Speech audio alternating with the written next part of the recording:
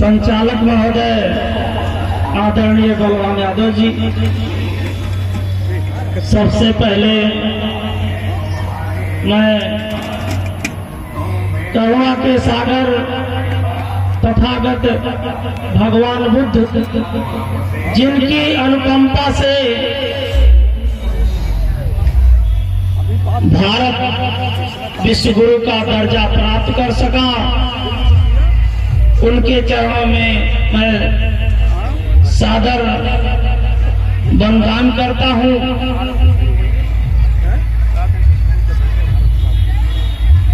आज हम जिनकी जयंती मनाने के लिए यहाँ पर इकट्ठा हुए हैं,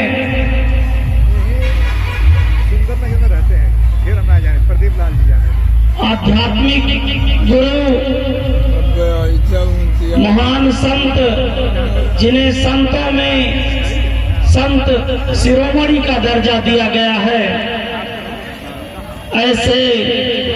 महान कवि, समाज सुधारक और समता मूलक समाज की स्थापना करने के लिए बेगमपुरा की परिकल्पना हम लोगों के बीच में देने वाले महामानव संत रविदास जी के चरणों में मैं श्रद्धा का सुमन अर्पित करता हूँ।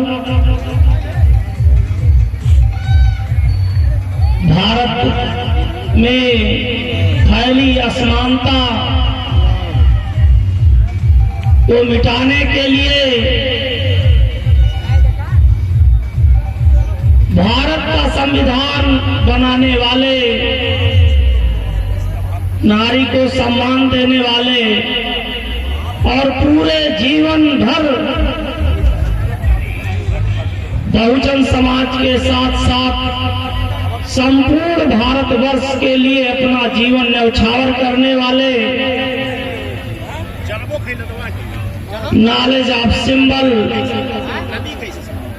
भारत रत्न बोधिसत्व बाबा साहब डॉक्टर भीमराव अंबेडकर के चरणों में मैं श्रद्धा का सुमन अर्पित करता हूँ। आरक्षण के जनक छत्रपति साहू जी महाराज, ज्योतिबा फूले, नारायण गुरु, पेरियर रामा स्वामी, माता रमाबाई, सावित्रीबाई फूले सहित तमाम संतों, गुरुओं और महापुरुषों, जिन्होंने बहुजन समाज में जन्म लेकर और उस समय की और वर्तमान समय की जातिवादी और असमानतावादी समाज में लड़ते हुए हमें आज मानव के रूप में ये सम्मान दिलाने वाले सभी महापुरुषों के चरणों में मैं श्रद्धा का सुमन अर्पित करता हूँ। और इस कार्यक्रम का संचालन कर रही रविदास मंदिर के ट्रस्ट के सभी पदाधिकारी, संस्थापक महोदय आदरणीय उदयराज कुंवर साहब, अध्यक्ष राम कुमार प्रेमी साहब और इंजीनियर राजेंद्र प्रसाद जी, आदरणीय डॉक्टर आरसी दिनकर साहब और समिति के कोषाध्यक्ष प्रदीप लाल जी और तमाम साथी यहाँ जो उपस्थित हैं और क्षेत्र के तमाम दूर दराज के गांव से, कोने कोने से आए हुए सभी भाइयों और बहनों का मैं हार्दिक स्वागत करता हूं। और आज मैं जिनकी जयंती मनाने के लिए उपस्थित हूं, उनके बारे में हमारे सभी वक्ताओं ने अपनी बातें बारी बारी से कही हैं सबसे पहले मैं ये आप लोगों के सामने बताना चाहता हूं कि संत शिरोमणि रविदास जी के जन्म के बारे में भी लोगों ने अलग अलग तिथियां बताई हैं। कुछ लोगों ने 1376-77 बताया है,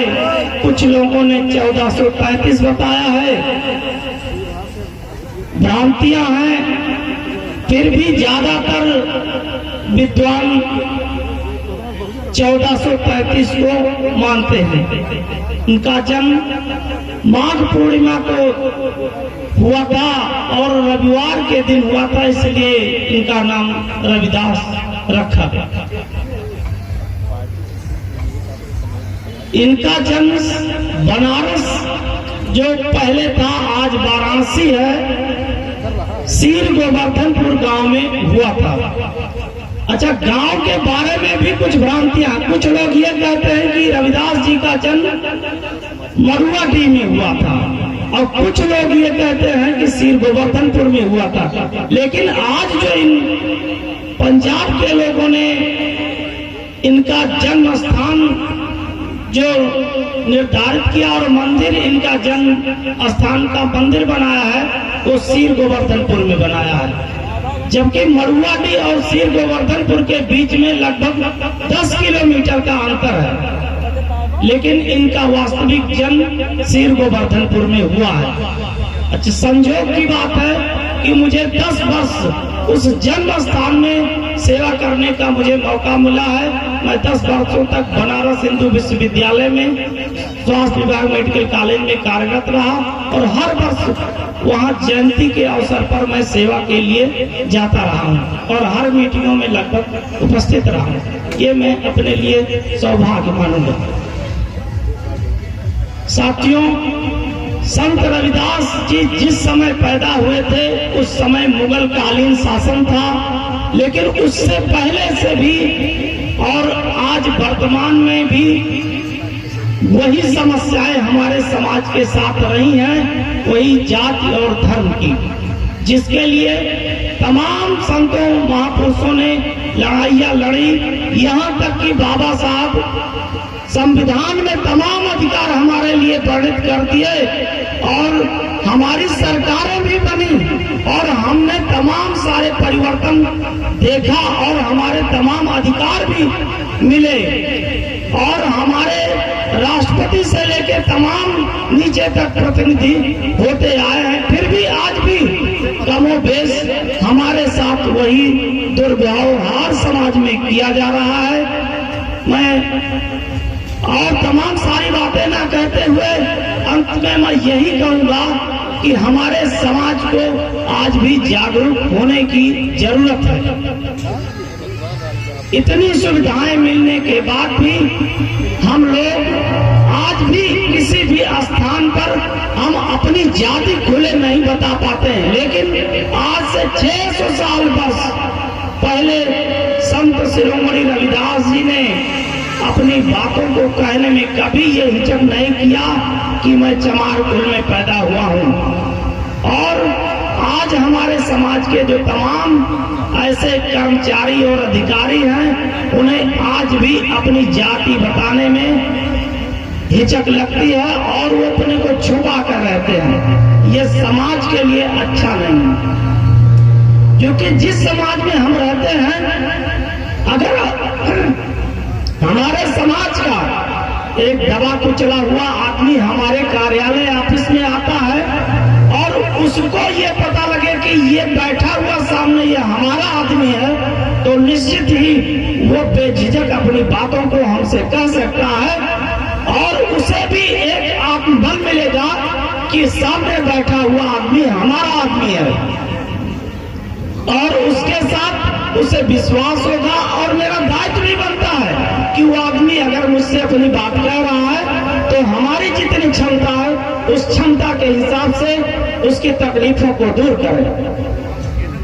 साथियों, समाज में तमाम महापुरुष आए और चले गए, लेकिन सबने मुझे एक ही बात बताया कि हम शिक्षित हों, संगठित हों और अपने अधिकारों के लिए संघर्ष करें। और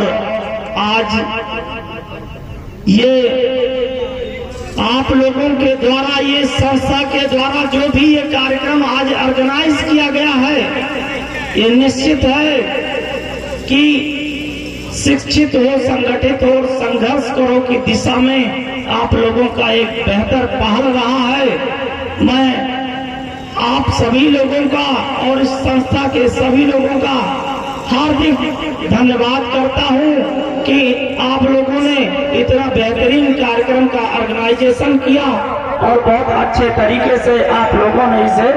संचालित किया। और मैं अब अपनी बात को यहीं पर विराम देता हूं और कार्यक्रम के समापन की घोषणा कर दीजिए हो गए नहीं 2 मिनट आप आइए सर 2 मिनट के लिए।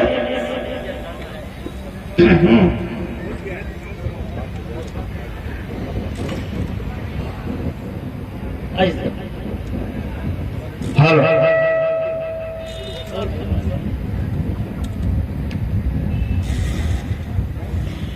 भैया रुके रहो। आइए सर आइए।